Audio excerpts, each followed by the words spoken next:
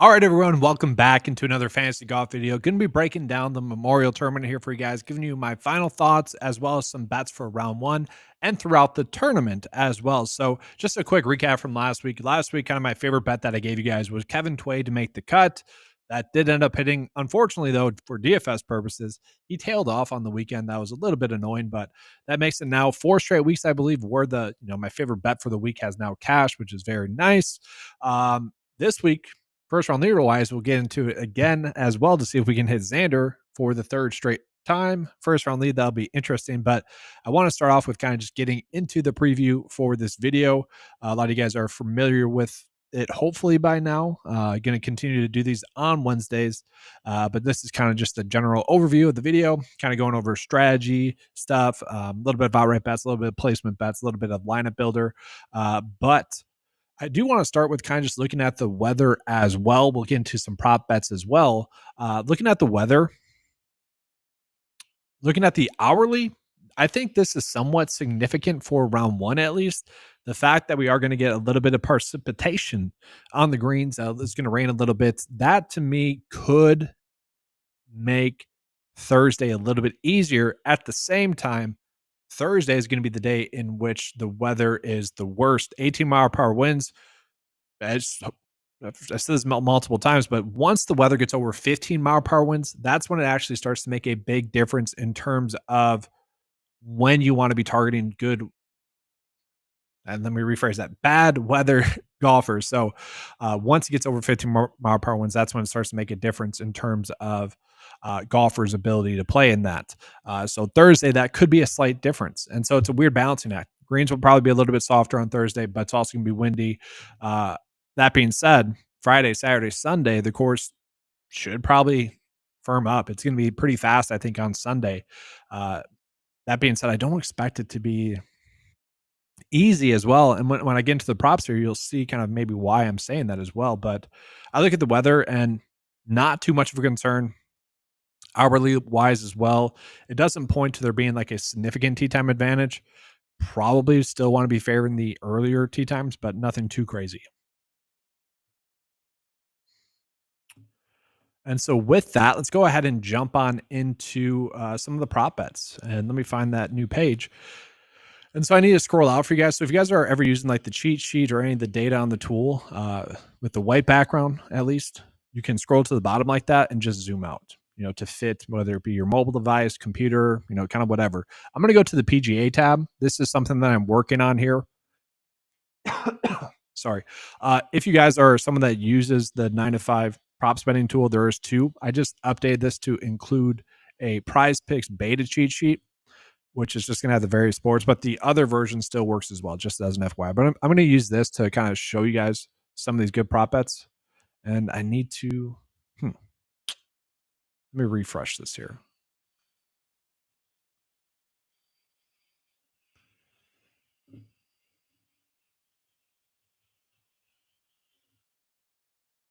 Let me get once. There we go. Okay. Here we go. So that's pulling in correctly now. Again, it's beta. There's going to be weird stuff that happens here and there, but it's going to be good to go for the most part. So looking at the best prop bets that we have right now, a lot of them are going to be kind of under birdies or better, specifically for like Rory, Xander. And this is something that I called out earlier on today with the props betting video that I did on 9 to 5 Sports, that YouTube channel. But let's look at it. This is one that I find interesting. Rory for under his birdies or better.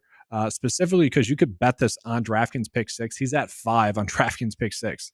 What is interesting about this line that we are getting is that we look at the tournament average.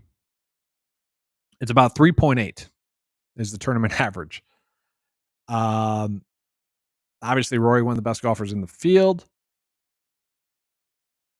Or sorry, I messed that up. 3.8. It's the birdie or better is 3. And obviously, Rory being one of the better golfers in the field, you do expect him to be one of the golfers that is most likely to get this over. But the fact of the matter that we are getting some golfers at 4.5, more so on underdog. Like to me, that's the more appealing bet there on underdog for birdies or better. I'll show you guys that. This is a PrizePicks cheat sheet, just so it's not going to be populating in there the best. Let's see. One sec. There we go.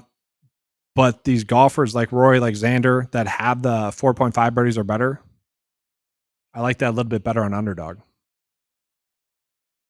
And I think that's probably the path to go with. Now, for prize picks, are we getting good prop bets at all? Let me just go back to this. Alex Noren, potentially for under his strokes of 72. I could probably get behind that. That's even par. Now, what we worry about is that the scoring average is about 73.5. But the thing I want to point out with that is that um, that's looking at a full tournament field event, right? And this is not going to be a full tournament field event. These should be some of the best golfers in the world, right? And so you would think that the scoring average would be a little bit lower then. We'll have to see if that holds up and ends up being true. Theoretically, that should be the case. And so maybe we're not looking at, the underbirds are better, but it's nice to see that with these two, at least, prize picks has now bumped these down to 4 as they should be. And so we got Alex Noren that we could bet under his strokes. I think this one has a good chance to be a push, but I like those opportunities that we have there.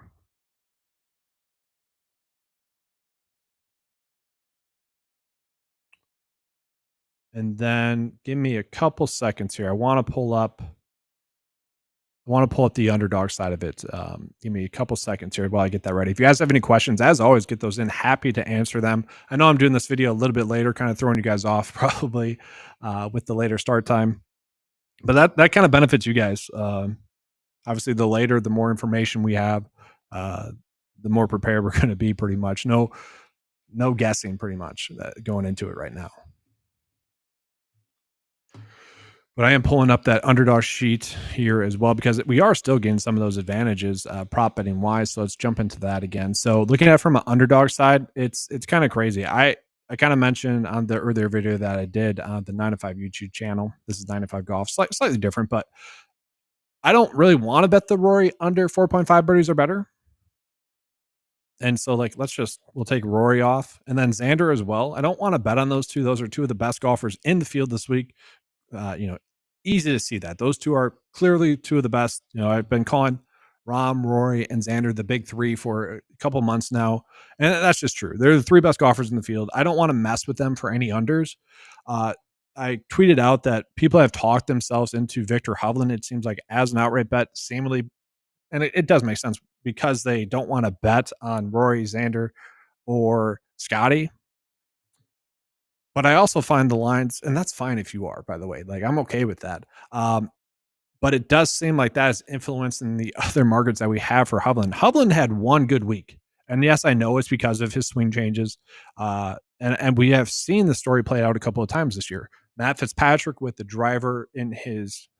with the weight in his driver shaft, where he instantly got better the next tournament. And then after that kind of has fizzled out, and it's still a little bit hit or miss. Colin Morikawa has gotten better. Rory a little bit has gotten better as well. So we have seen it play out. That's my way of saying, though, like, I still think he's getting a little bit too much steam. At the same time, if you guys didn't want to bet this under because you are thinking he's going to, he did turn that corner, and with a player like Victor Hovland, a world-class player, sometimes that's all it takes is for him to, figure out that one little nuance thing and be good to go. I get that.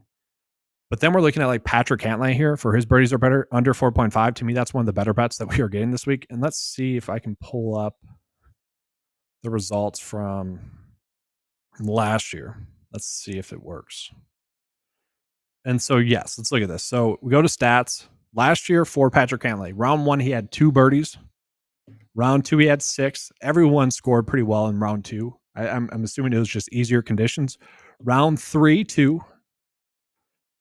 And then round 4, 2.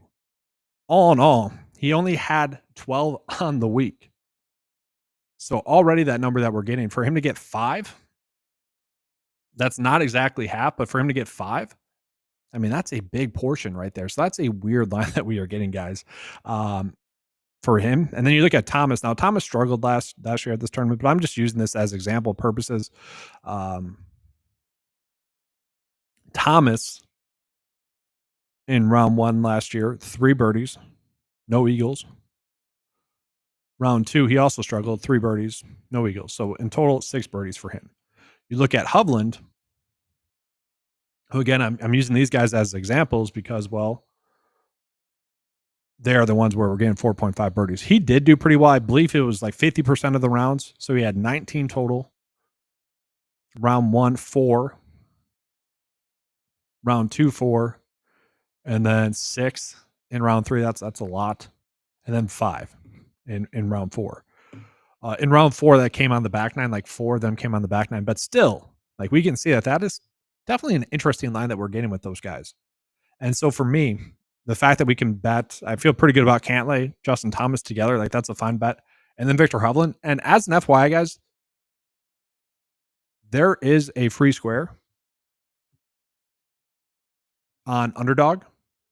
And so you could pair those up with that free square. No. Sorry, that game went live already. The free square already hit. Apologies. But they have updated their payouts to a 6-slip bet paying out more. And I want to touch on this a little bit more. I probably should have had a graphic ready for this, but for Underdog purposes, guys, this is kind of huge. They are now paying out more for a 6-slip bet.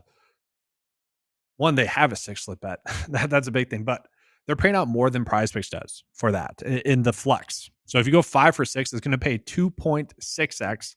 On PrizePicks, it pays out 2x. You're only doubling up.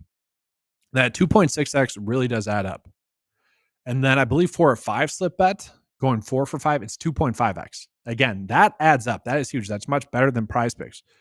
And what's nice about that, the key here is that with golf betting, like we're trying to do here, where we're kind of betting on the course playing more difficult, not presenting that many birdie opportunities, Underdog will shift the payout down. But now the fact that we can kind of negate that shift payout to what it normally has been, that's kind of an advantage that we were getting on PrizePicks. So I kind of like that. Let's see here. So let's get into some questions as well. Let's see. So I kind of think that sums up the PrizePicks slots. Just really honing in on those guys. I don't think we need to go crazy with any of the prop bets that we have too much. It's kind of okay. So yeah, let's jump into some questions. And then I'll jump into round 1 showdown betting. So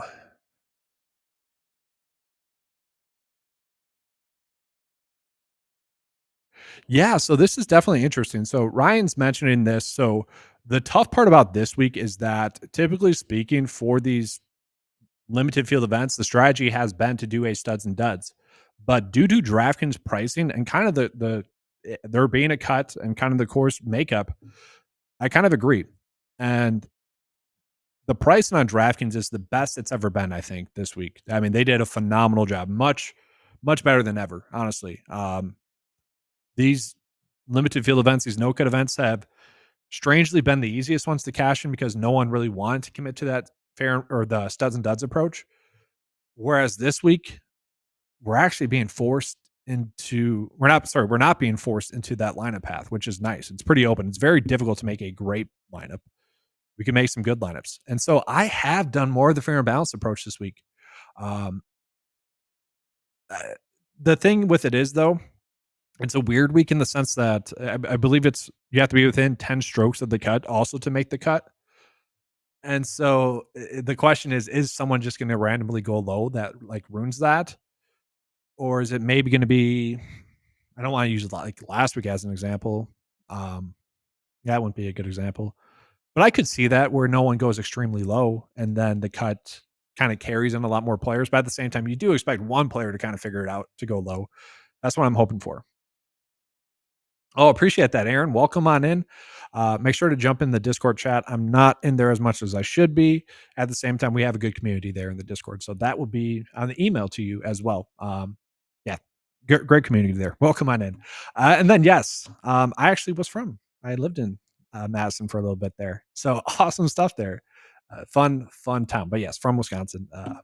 Love the Wisconsin sports as well. I have seen Aubert gain a decent amount of chatter, and it's tough to say. Like, I know he was a little bit banged up. I don't know if I exactly want to be on him this week. I'm kind of okay missing out on it if he has a good week. And let's just pop him up here. I'll just pop this one up here as well. Let's find a slide that works. My issue with him is that he's obviously is coming in off of that missed cut. I would rather just get to Colin Morikawa, who's not that much higher priced. It's kind of I wouldn't blame. I'm not blaming you. Like, I just think Colin Morikawa. It's the big three, and then it's Colin Morikawa, and then there's a big drop off for me. It's the big three, big drop off. Colin Morikawa, big drop off, and then I could be talking to him. I typically don't like to target players coming in off of miscut, but his miscut is excusable, honestly. Like a major, a little bit banged up, still finished 79th. Like that's not terrible. Still finished one shot off the cut. Like I get it. So I wouldn't talk you out of him by any means. So let's go ahead now and jump into the round one stuff. Again, if you guys have more questions or comments, happy to answer those. Um, so let me find the slide here as well. Here we go. So yes, Xander Schauffele, number one, most likely to have the first round lead. And before anyone questions that, this was the case for the PGA Championship as well. Obviously, we got that right, as well as him winning. Very nice. You could argue Xander Schauffele has been the most profitable golfer to bet on in 2024. That's going to make some people mad that don't follow this channel consistently. They're watching this for the first time. But he has been, so showdown wise, he's someone that we want to be targeting. Obviously, Scotty, Rory, they're going to rank out well. The surprising player that's popping up is Patrick Cantlay, who has very much been hit or miss. This should be a good course that sets up well for him. I don't know if I exactly want to go in on that for showdown purposes. Corey Connors, very safe play, should hold upside. Kind of struggled in round one last week, which actually hurt a bunch of my showdown builds last week, but he's solid. Typically speaking, I like to look at the golfers that have the early tee time and just bet the top 5%. So 7 golfers typically that have that early tee time. It's not exactly what we need to do, I think, this week, but I mean, we're getting Xander, we're getting Scotty. I'm kind of okay with that. Patrick Cantlay, Hovland, Aubert, and then Benny Ann and Shane Lowry. I think Shane Lowry is a sneaky good play this week, and obviously I'll get into that when we talk about ownership. But yeah, I think he's a strong play as well. Let's see here. I kind of want to try the lineup builder here as well. I want to see what it spits out for round one. There we go. Yeah, let me pull that up here. I'm actually curious. So just for round one, and I'm going to put a little bit of more emphasis on those earlier tee time guys just real quick. Now, I could do this using the 9 to 5 custom model. I'm just going to do this real quick on the live stream. And on the custom model, literally you would just be putting an emphasis on it. That's the tab for it. Who else was it? Cantlay, Hovland, Aubert. Okay, Cantlay. Give me a couple seconds here. And again, I'm just raising the projection up a little bit to tell the data that I want to be on them a little bit more.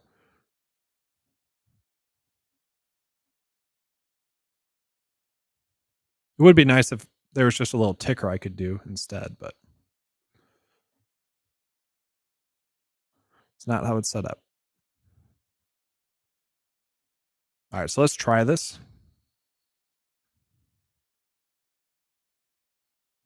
We'll do 35. We'll do 30. Spread it a little bit thinner.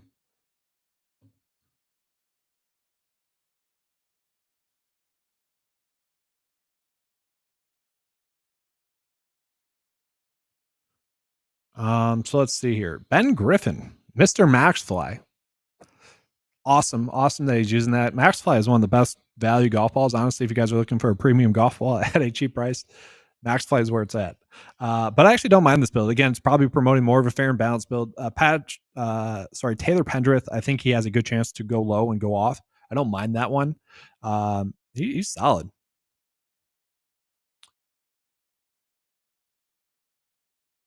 Looking at some of the other ones. Probably do need to lock in some of Scotty, honestly. But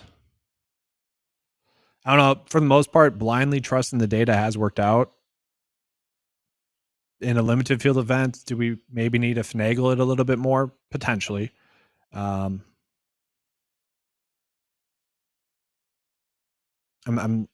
looking at this comment here as well. Any thoughts on Is he in the field? He's an Auburn golfer, right? The college golfer, right? I'm pretty sure. I never play anyone like that. Anyone like that ever. It basically never works out. So no. I don't like I said, I didn't even look to see if he's in the field, but I'm pretty sure he's the Auburn college golfer or was. Um, but yeah, round one wise, I feel pretty decent, but not. I probably need to get a little bit more Scotty in there. Let's talk about some of the bets here for first round lead as well, and we can kind of look at it in that aspect of it as well. And so, first round lead, we can do early, skew it towards early, and then I am going to include the rank in there as well. I'm going to sort by that. So again, we're looking at Xander, Scotty, Cantlay, Hovland, Aubert, Benny Ann, and I'm okay with getting Lowry in there as well. Again, I think Lowry is just being undervalued a little bit. But given the limited field that we have, the odds are not as great. It's still crazy that you can get Xander at 18-1 though to first round lead in this limited field event. I know he kind of mentioned that. I don't think he kind of I don't know. He kind of suggested that he's not as ready to go this week as he has been like chasing the victory. So that does worry me a little bit this week with Xander. I think if he does struggle, we can kind of look back at that in retrospect. Like, oh, that's why he struggled. But like, I don't think that's something we can like hang our hat on. We've seen this a bunch from golfers where actually those good vibes carry over and maybe he wins again this week. Like, it's tough to say. I would say he's going to be a better bet actually next week than he is this week, Xander. But first round lead to find it for 1 week at 18-1. I'm fine with that. You can get Scotty 12-1. I think that's a strong bet. And then Cantlay 30-1. I don't know if I exactly love that. I would say if you are wanting to get your Victor Hovland exposure, here it is 25-1 on FanDuel first round lead. Aubert 30-1. Kind of okay with that. I wish these longer shot odds, Benny Ann and Shane Lowry, were better. 50-1's only okay. And again, I don't think we need to go in on the weather advantage too much, but this is a strategy that has worked out, over the years, and so I kind of just stick to it. Probably need to remeasure it for these limited field events if it's worthwhile to go kind of more skewed towards the early or not. But it has been something that has worked out, so kind of got to see there. Just pulling up a comment real quick. Yeah, Tway was annoying. Yeah, I don't know. I mean, it was a tougher course for him. He made the cut. I think he was top 20. And had he held that, it would have been a much, much better week than it was. It was a little bit annoying, but still fine. Like, still solid. Like, I wouldn't complain. Making the cut at his value price tag was really all we wanted from him. But yeah, it was a little bit annoying weekend for him. Maybe he did get injured. Maybe a little bit of fatigue. He's been playing a decent amount. But let's go ahead and get into my favorite outright bets for this week. And this is something that I did put in the write-up this week as well. If you guys have not signed up for the write-up, you can get an email notification on that. If you're on the homepage, scroll to the bottom, you can just sign up for that. Been doing this for a bunch of years. If you guys have been struggling to cash, probably not reading this in all honesty. Don't want to sound cocky, but it's probably true. So betting wise, I don't like doing this. Let's start with that. I don't like opening up this much. But I did put in there that to me, I think you are either betting on these three, and I've said this a few weeks now, and I think every week but one, this is what ended up happening, is that when it seems like we have really only a couple choices, a couple of weeks it was Rory, Scotty. I think it was only 1 week where it seemed like it was Rory and it didn't work out. Anyways, it seems like it's going to be one of these three winning this week. They're just far better than the next options on paper. That I really like this. And I was really hoping we would get a market where we could bet Scotty and Rory to win it, whatever odds, or Scotty and Xander. I saw that was at like 4-1, which is okay. I'm kind of okay with that. I would rather, but there wasn't an option to also do Rory and Xander, so it wasn't worthwhile to me. But I really think it's you bet on these three, or you try to chase the field a little bit more. And if I'm chasing the field a little bit more, it's these options. Because again, Kyle Morikawa, the next best. I'll get into that in a second here.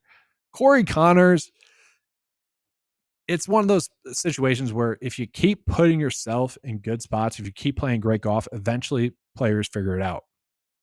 And he is in the top 10 in recent form. One of the best athletes in the field as well. Like, as long as he stays out of the rough, I mean, he's still a top 10 specialist, so we're probably not too worried about that as well. Thick rough. He's just been playing extremely well. Now he has somewhat struggled at this course, missing the cut last year, but still a top 13 or top 15 place finish 2 years ago. Solid play this week, I think. And then Shane Lowry. Honestly, Shane Lowry is probably one of my favorite long shot bets of the year, just because you can get him at 65-1, and I don't think he should be. Again, I've mentioned this a couple of times with him now. I think that event with Rory was huge for both of them winning, and we saw a sixth place finish with him recently. And he is someone that, in a weird way, has been a little bit too hit or miss, but he's coming in checking all the boxes. Top 20 in recent form. We would like that to be a little bit better. But 12th best specialist, ranks out really well. Ball striking, effective scoring, which is that 9-5 stat, making the cut, but also measuring upside. Effective birdie to bogey ratio, pretty strong in the field there. 9th in the field. That's measuring bogey avoidance and birdie to bogey ratio. We look at his form. He has shown upside, right? 4th, 3rd, 20th, 1st, 6th. So he's been right there. And this is a course where it does set up his set suits well for his game. We've seen an 18th, 32nd, and 6th place finish. He'd probably have to get fortunate. If we're betting on any of these guys, we're saying that Rory, Scotty, and Xander all do not have their A game, which it's a week before a major. Maybe that does occur. And then while we're at it, let's just pull up Collin Morikawa. I feel like the other plays are mostly straightforward. Collin Morikawa is interesting. So he is a former winner at this track.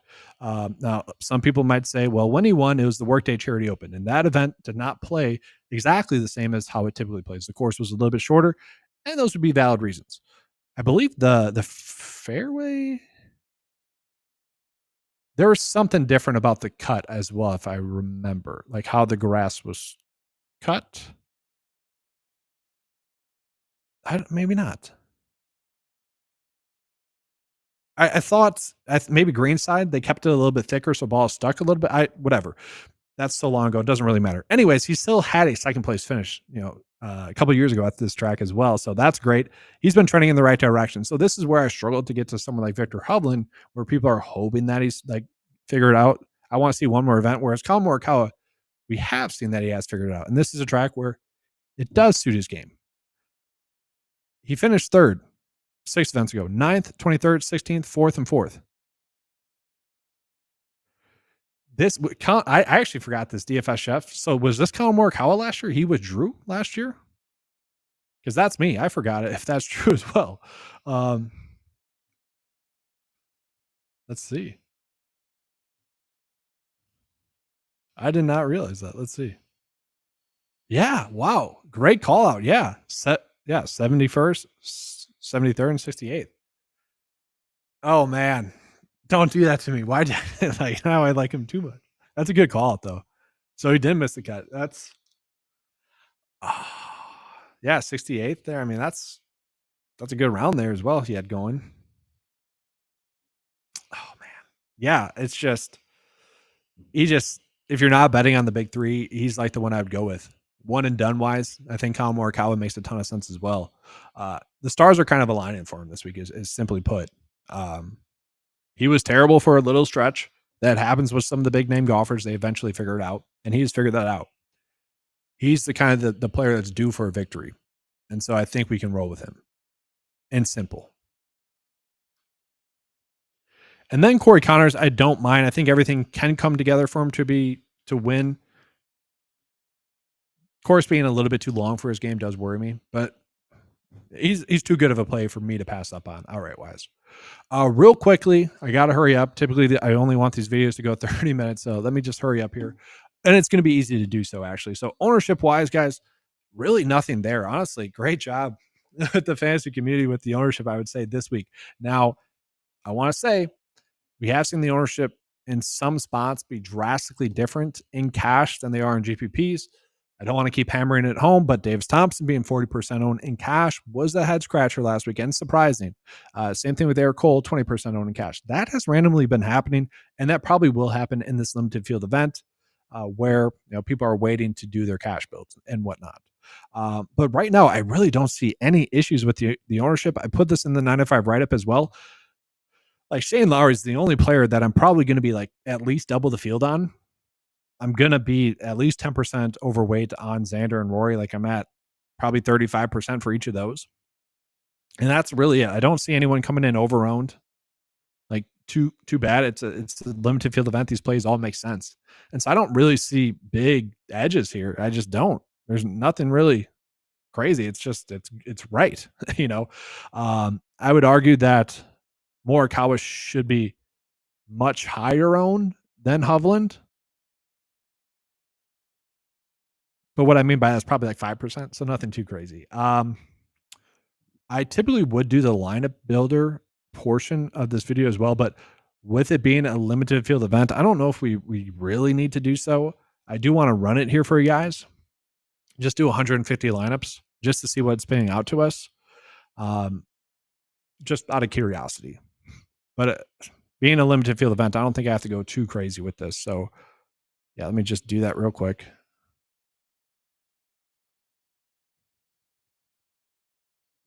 And I'm telling the data again that I want to be on these three a bunch. So I'm actually going to raise this up a little bit more. This is the only thing I'm going to do different. It's probably going to pull in a bunch of Xander now. Let's just do 150 real quick.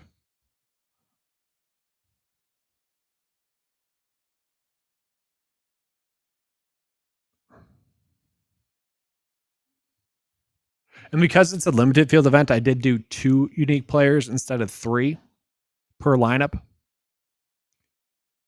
Just because our options are limited, and I didn't want to limit the optimizer too much with what it could do. So this is going to take a little bit. I don't think there is any more questions coming in here. You guys have them. Get those in because I'm going to be ending here pretty shortly here. Again, it's running 150 lineups, so it's going to take a minute.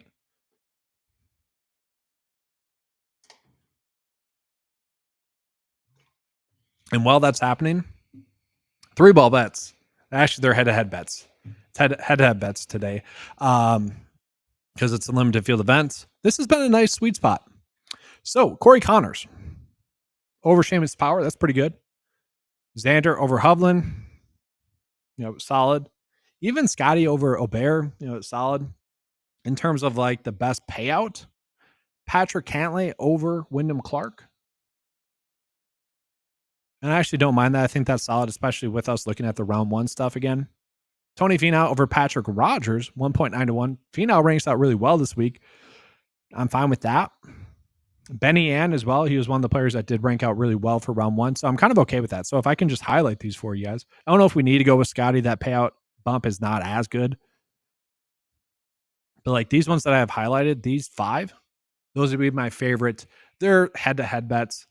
And so I do need to create a separate tab instead of 3-ball bets. I need to create a separate tab for head-to-head bets as well. But the reason I haven't done that yet is because half the rounds, this typically is just a head-to-head tool, depending on the tournament. So pretty solid bets there. No, I do not typically go live around this time. It's typically in the afternoon. I'm actually going to be out of the office this weekend. So kind of jammed in a lot more work into today. And so the live stream got pushed back a little bit in the day today, which I view as a good thing because it's later on in the day. That does help out, I think, a little bit more because all the information is just that more accurate and we know the weather and everything. So let's see here. The lineup optimizer is still, even though we bumped up, I shouldn't say still, but it's still not getting Scotty because he's so high priced. So if we want to get Scotty, we're going to have to force him in because he's only in 1%. So we'd probably just have to lock him into 30% of builds, which is fine. I'm fine doing that. But it's because the fair and balanced approach on paper this week is so strong. Russell Henley, whoa, I actually kind of forgot about Russell Henley. He's always a GPP play. And I feel like the fact that I'm forgetting him this week makes him even better because he's such a hit or miss option. It's almost like when you trust him, you shouldn't. And when you don't, you should. I actually don't mind that. I don't think I need to be 30% on him. Same thing with Norton or Austin Eckroat. Like I don't need to be on him that much. If you guys watched my coverage earlier on in the week, you saw that I really like Lee Hodges. He's someone that I would definitely bump up his projection to get more of in this sample run. But what this is telling me is that, yes, it still is agreeing with the fair and balanced approach. But yes, that's going to be all, guys. Running a little bit long here. Do appreciate you guys being here. Again, I will be trying to go live each Wednesday. It typically will be more in the afternoon. Good luck this week with all your bets. Let's have Xander have a good week. No, I'm actually pulling for Kyle Morikawa now. I think he's the one I want to win because I think it'd be fun.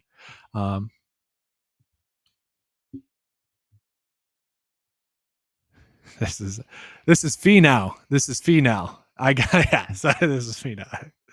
I got that. The darn autocorrect got you there. That's fine. All right, that's all, guys. Thanks for watching. Good luck this week, and as always, let's keep cashing.